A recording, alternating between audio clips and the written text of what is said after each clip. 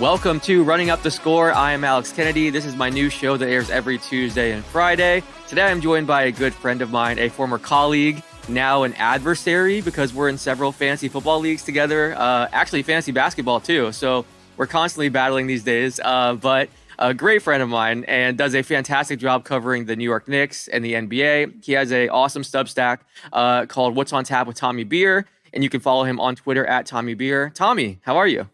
I'm doing well, despite the fact that you put a whipping on me in our fantasy basketball league head-to-head matchup. Put a smackdown on me. So other than that, I'm doing all right. It was my first win of the season, so I think I really needed it. But yeah, it was like the highest scoring week I've had since we started that league. It was kind of crazy. Everything kind of came together, and the basketball gods were like, you know what? We're tired of you being winless. We're gonna help you out here a little bit. So yeah, it's been a fun league. I want to start with the Knicks because, again, you do such a great job covering this team with your Substack and on Twitter. What do you make of this team's start so far? They're 5-5. We'll kind of get into some specific players and situations here in a minute, but what are your thoughts on what the team has shown so far? Yeah, I think, listen, when the schedule was released earlier, 2 months ago or so, whatever that release date was of the summer, Knicks had a really tough opening stretch of the schedule. So I think if you would have asked Knicks fans at the start of the season, 2 months ago, during the preseason, hey, would you guys sign up for 5-5 through the first 10 games of the season? I think most would have said yes. And that's where they're at now. There were some bumps in the road. They were 2-4. Took advantage of an easy schedule last week, 3 straight home games. Beat up on the Spurs, beat up on the Hornets, winnable games at home, games they should win to get to 5-4, which gave them some breathing room. Went to Boston on Monday night and weren't able to handle Tatum. It didn't help the fact that they were playing without RJ Barrett, second night of a back-to-back, et cetera. But again, big picture, start off 5-5. Everybody can kind of take a little bit of a deep breath. Still, some challenging games are at the start of a road trip. But again, all things considered, they're still I don't think we have to make any major proclamations, really good, really bad, one way or the other. So for that, I think Knicks fans are thankful. I'm curious, what are your thoughts on Julius Randle? Because there's been a lot of conversation just about lack of effort and some Knicks fans showing frustration just about how he's been playing. But then also, you see some national analysts and other fan bases saying, man, I'm so glad that Randle's not on my team, things like that. And it feels like Knicks fans have always kind of had like a love-hate relationship with Randle. Sometimes he's been playing great and putting up crazy numbers and the effort's there. Other times, he leaves a lot to be desired. This season, he's averaging 18, 10, and 5. What are your thoughts on kind of what Randle has shown so far and some of the conversation out there about him? It's fascinating, Alex, to be honest. I've been covering this team for 15, 16 years, something like that now. I've been New York my whole life, 40 plus years. So I've seen a lot of athletes, and not just Knicks, athletes come and go, succeed. In terms of, accolades, all NBA team, theoretically one of the 15 best players in the NBA 2 of the last 3 years. The only Knick to do that this century, other than Carmelo. On paper, you would think, oh my God, Knicks fans got to love this guy. But there is that aspect of watching him day in, day out, that is undeniably frustrating for a fan base, that kind of grew up with the Patrick Ewings and the Masons and the Oakleys and the Starks, the 90s Knicks. And, so that just, regardless of what their individual statistics were, they'd compete defensively, they'd bust their butt every time they step on the floor every night. And you don't get that with Randle. Undeniably, you get incredible statistical production. Even in a down year, 20 points, 10 rebounds, 5 assists. In a down night, he'll have 22, 12, and 4, something along those lines. Percentages aren't great. They can come and go. But it's the lack of effort defensively when his shot isn't falling that drives Knicks fans crazy. It's the kind of blaming teammates when he doesn't get the ball in big spots that irks fans. And his inability to produce in the postseason has left a sour taste for Knicks fans, in the last 2 of the last 3 years when they've advanced the playoffs. So there's a lot of that in there. I think ultimately it kind of comes down to how much our regular season wins worth, because he undoubtedly produces regular season wins. A guy averages 20, 10, and 5, again, those are valuable production that you need. He's constantly available, plays every game. You give him credit for that. So it's a really fascinating dynamic there. I think Knicks fans would still be very open to trading him for the right piece. Just this week, there's been some conversation, Zion Williamson making some kind of eye-opening comments down in New Orleans. I think, but then you get to what is his value, because other players and professionals, around the league kind of see this Jekyll and Hyde act with Randle, where he can be great for a couple weeks and then just kind of decide he's not going to play defense for a couple games. So, we'll see how it plays out, but it certainly has been interesting thus far, and I expect it to kind of continue that way going forward.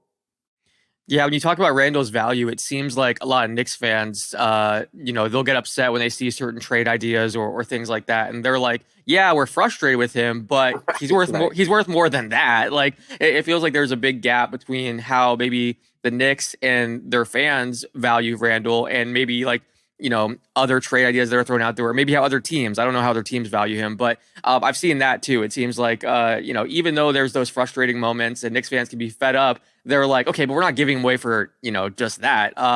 But yeah, I'm curious to see what happens with that whole situation. You mentioned different trade rumors and popping up recently with Zion, and it feels like that's the case with this Knicks team.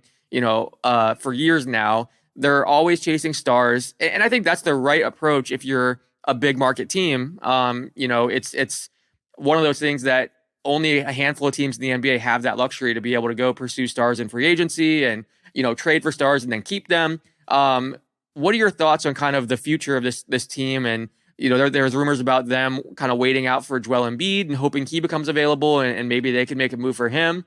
What are your thoughts on kind of the approach of this front office and the ability to hunt stars going forward? Yeah, I think, listen, history has taught us that you need a superstar to win an NBA championship. In the last, 30 years or so, the 2004 Pistons are probably the only team without a top 5, top 3 really, talent, superstar, MVP level player, or multiple top 10 players to capture a championship.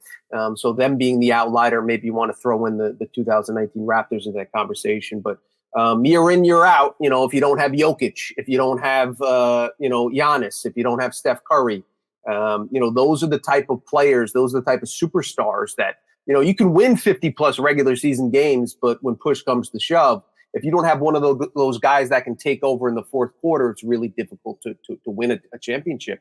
And I wrote about it this morning, actually, just regarding the Knicks. They're a shorthanded team. They were playing, without obviously Barrett, but they played close for basically 3 quarters. What happens in the fourth quarter? Jason Tatum scores 17 points and dominates the Knicks on that end. So that's basically what what the Knicks are up against. If they don't have a guy that can kind of match that talent, they're going to be in trouble, you would think, down the long run. So for that reason, it makes sense for them to target. Whether Embiid's that guy, he's had his own postseason struggles. He has his own health issues.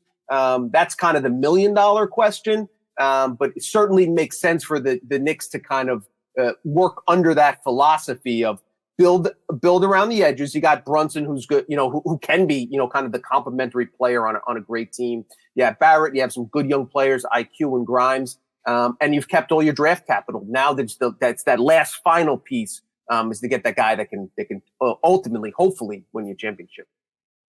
So I was just looking up. I saw former Knicks executive Scott Perry came out recently and said, the reason they didn't trade for Donovan Mitchell was because they didn't think he was that singular driving force that can, win you a championship, and they didn't feel like he was that guy. Do you think they made the right move there, not making the trade for Mitchell, or what are your thoughts on that whole situation? Yeah, I think it makes sense. Like when you look at the big picture, I think Knicks fans have to be at least content that they didn't go all in for Mitchell, because we've talked about guys that are really good, but is Mitchell, and this is what Perry alluded to, is do you want to push all your chips into the middle of the table for a guy that's very good? There's no denying Donovan Mitchell's incredible offensive talent, but does he give you enough on the other end of the floor? Is the backcourt of him and Brunson, defensively deficient to the point where they're not going to be able to get stops in a 7-game series? Those are the kind of things that really complicate that complicated the Donovan Mitchell negotiations. And then you get into the fact that, okay, what do you have to give up to bring the superstar in? If you have to give up Barrett and Grimes and IQ and first round draft picks, which prevents you, not only obviously prevent you from drafting players in the future, but prevent you from making trades with that draft capital to bring in another guy. I think all things considered, Knicks fans are happy that they didn't, go all in for Donovan Mitchell. It was kind of, and I think the front office, Leon Rose and Perry in particular, were rewarded by the Knicks beating the Cavs in the first game, the first round series last year in 5 games. The other thing to keep note of is Donovan Mitchell will probably be on the trade block again if he doesn't choose to sign an extension this summer.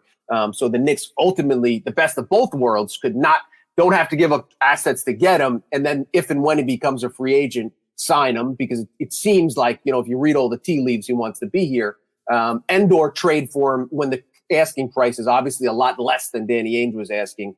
If the Cavs are backed into a corner, be it this offseason, the trade deadline this February or next February, something along those lines.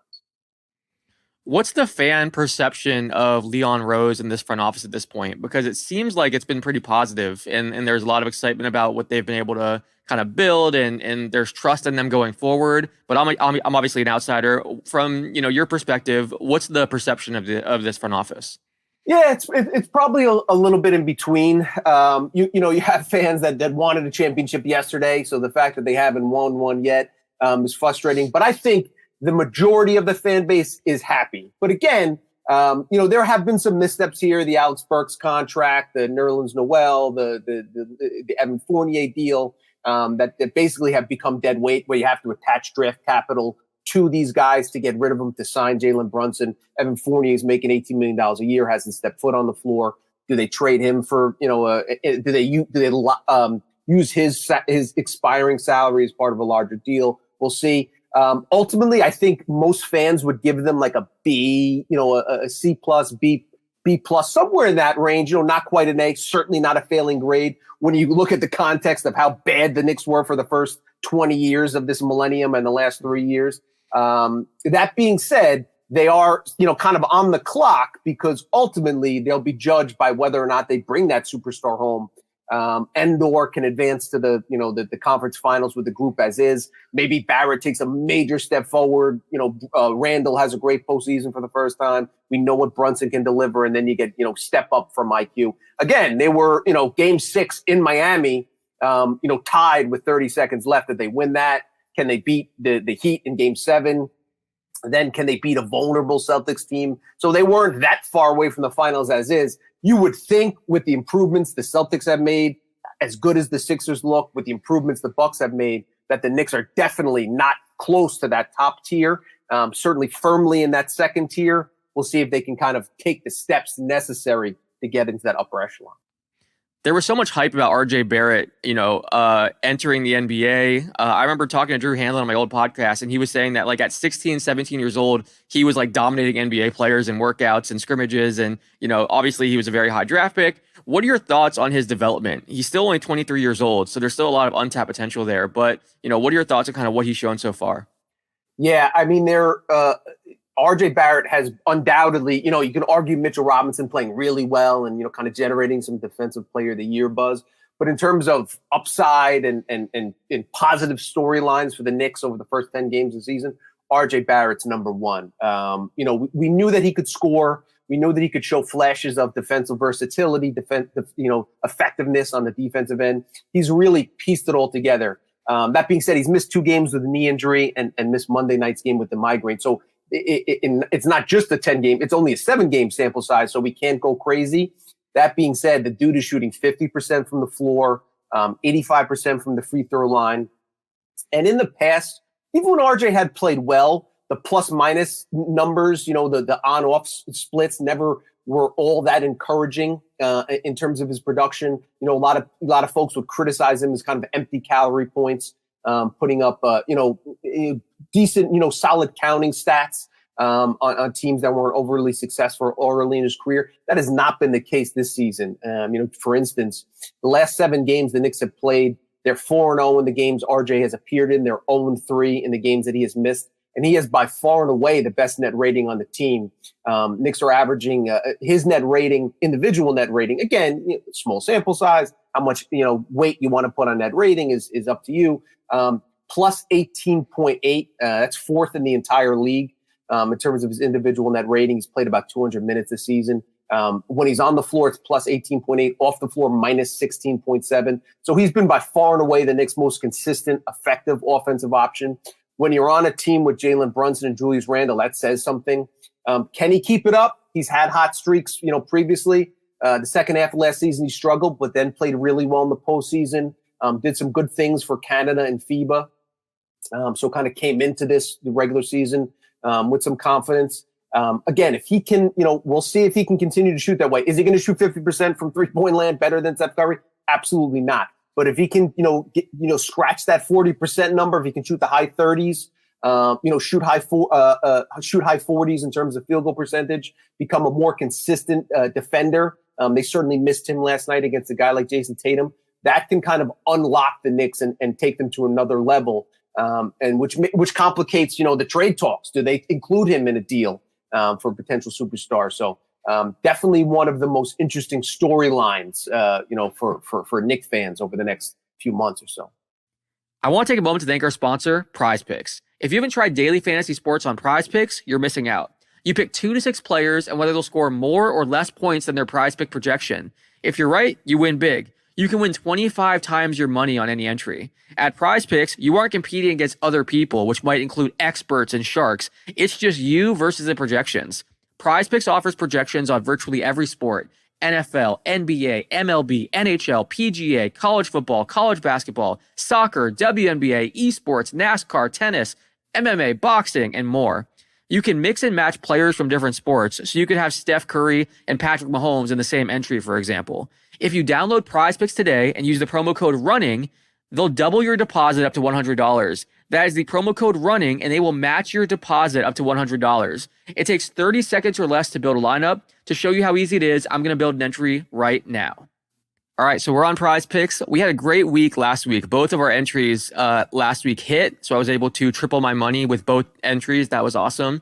Usually I pick 2-player entries. I think that's the safest bet. Obviously, if you go with a 6-player entry, you can 25 times your money. So that's an option if anyone wants to do that. I'm going to start here with SGA more than 27.5 points. They do these special Taco Tuesday projections where they lower the guy's projection, make it a bit easier. So I'm going to go with that. And then let's go over to fantasy score. I'm going to go Bam Adebayo, less than 44.5 fantasy score.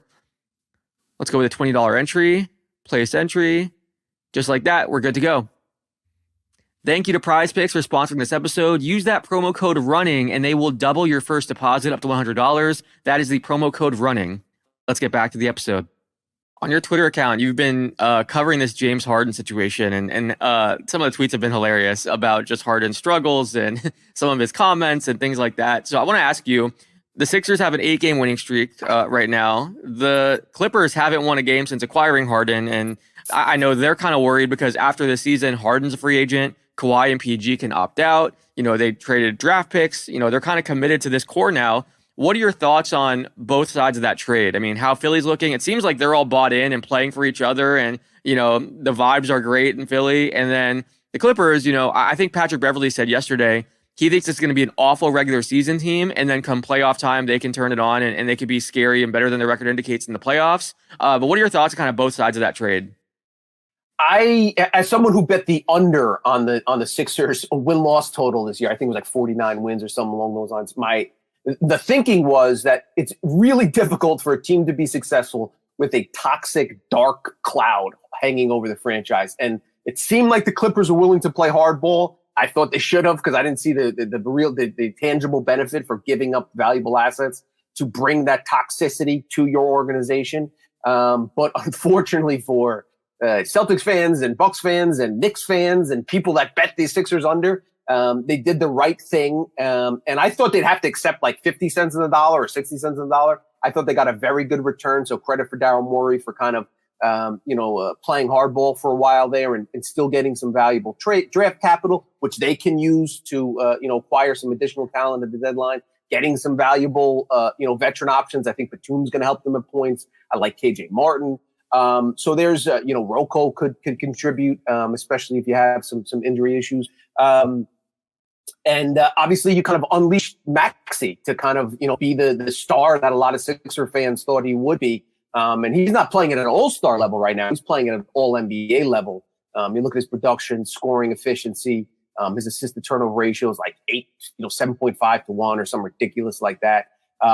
Just a really good job by the Sixers. I think it's going to work out well for them. And, if nothing else, addition by subtraction, because, again, we've seen Harden go to Brooklyn. It was supposed to be great that, it backfired. We've seen him go to Philly and things didn't work out well.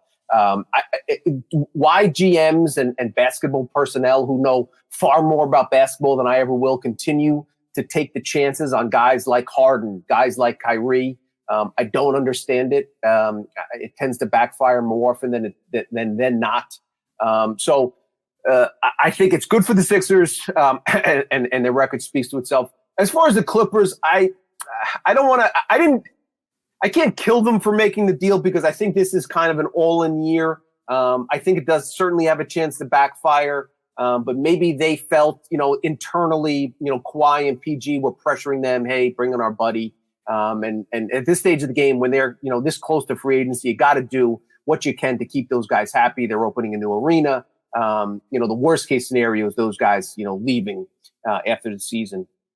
And you're right. I think prior to last season, I picked the Clippers to go to the finals because, that combination of Kawhi and Paul George, if they're healthy, is scary. And listen, and you're totally right. Let's say the Clippers, are the 6 seed or, even the 9 seed.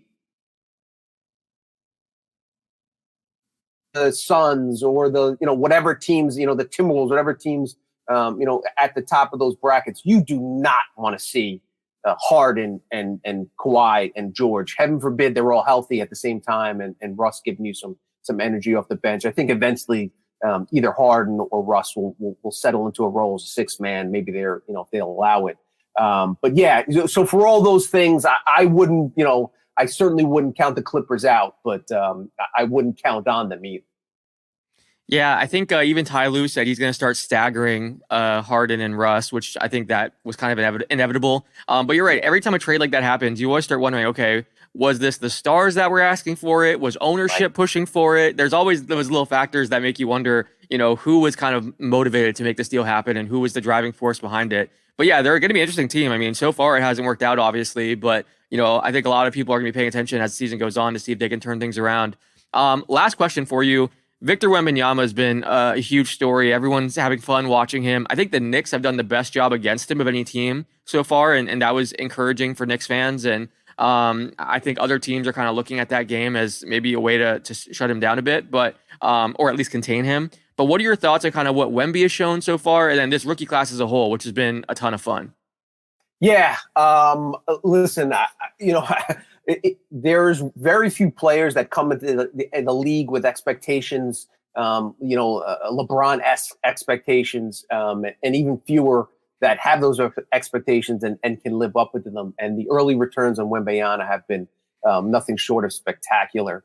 For him to already have 38-point games and, double doubles consistently. And even when he's struggling offensively, him being able to impact the game on the defensive end, a true unicorn alien, whatever you want to call him. Really great for the league. And I think as a basketball fan, you're happy that he ended up in San Antonio, which, that franchise, that organization, that head coach, will do everything in their power to kind of develop him the right way. Rest him when need be, not push him too hard.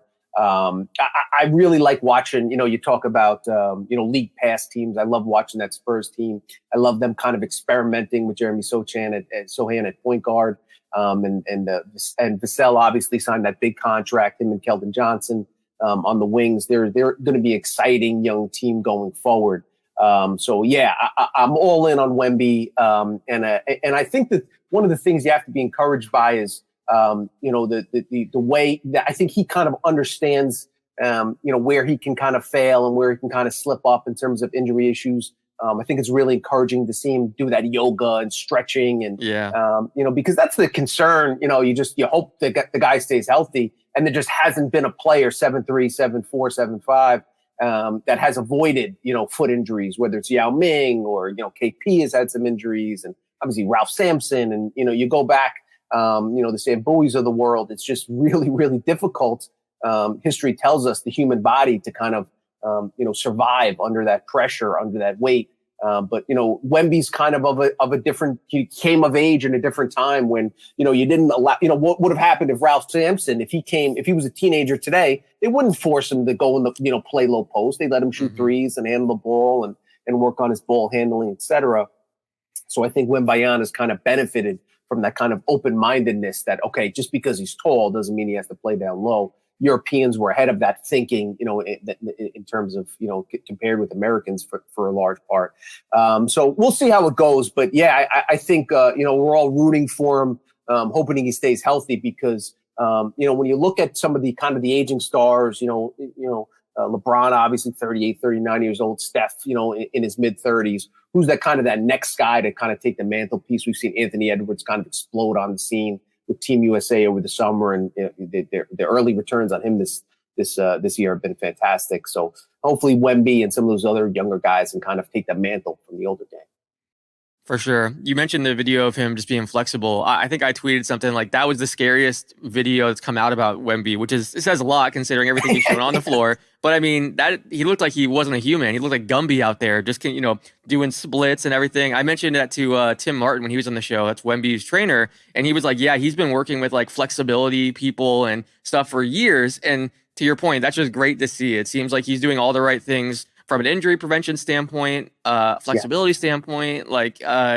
I think the way that he's been prepared for this, it's not like he just, started playing basketball a few years ago and, they've thought about everything, it seems like, which is great to hear. And he seems like he loves the game. I mean, obviously we're looking at it from the outside looking in, but just the way he competes, his compete level, that stuff's important. You've seen other uber talented players come into the league and, they'll have good nights and off nights, but I really like the way he's responded to the losses. He's not worried about winning Rookie of the Year or, some guys give lip service to it. But if you kind of watch him up close, the way he fights over screens and, because it's easy to quit on plays and, get run down, but he's come into the NBA in great shape. And it just seems like, if he's committed to, preparing himself, because obviously this, once he starts kind of reading the headlines, it doesn't seem like it gets to his head. He seems like he has a really good, head on his shoulders in terms of taking the criticism and, he's kind of insulated himself with a good group of guys. And again, the Spurs organization will only, work with him in that respect. So it'll be very interesting to see kind of, what this, and he also, can poke fun at himself wearing the Slender Man Halloween costume was awesome. Here's the hoping that he stays healthy and gives us lots of Twitter highlights over the next few decades.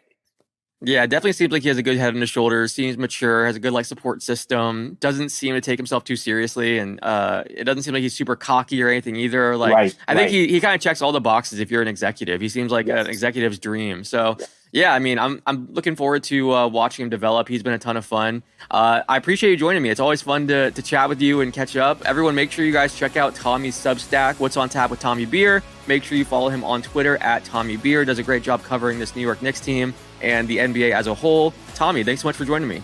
Thanks for having me, Alex. Always a pleasure, and be in touch. If you guys want to hear more episodes of Running Up the Score, you can watch on Twitter, you can watch on YouTube, you can listen on Apple Podcasts or Spotify. We drop new episodes every Tuesday and Friday. Until next time, thanks for watching.